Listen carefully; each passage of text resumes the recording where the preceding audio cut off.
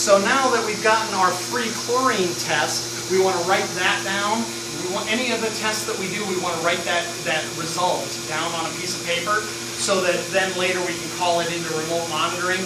They can call in, communicate to the system, and put that information into the computer, and we're good to go. Now, if a half part per million was called in, would it make an adjustment? Or does it wait till 2 or 3 readings before it makes an adjustment? No, if you call in remote monitoring with this information, they will call in immediately and make that adjustment right to the computer. Okay. We can go right to the next one if you're ready Okay. to. The next test that we are going to do is our pH test, and that just tells us the pH level of the water so that it's not an irritant to the bather. So to do that test, what we're going to do is use that same vial. We're going to take a water sample up to the highest hash mark, which is the 40 milliliter line. So we take that sample. I always, once again, like to make a habit of rinsing out that vial, because if we have residual chlorine in there for some reason when we do the test, it can throw our pH reading, our test off. So we just fill that up. We're looking for the 40 milliliter line. There we go. This is probably one of the easier tests.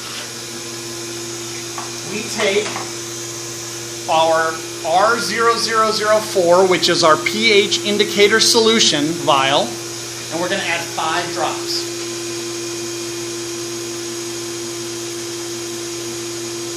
You want to always hold the bottle straight up when you drip the drops out of there.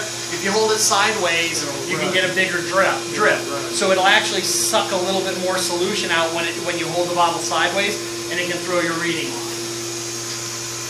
We take our cap, we just shake up the vial, and what's going to happen is this vial is going to turn the solution a color, and we're going to compare the color on that vial, and we are roughly a 7.4. Maybe a little bit less than that on the pH level. But if we look at the controller, it's trying to monitor or maintain that pH level at around a 7.4. So according to the controller, we're actually at a good level, but that is how we test the pH level. Very easy test. 5 drops is the magic number up to the 40 milliliter line.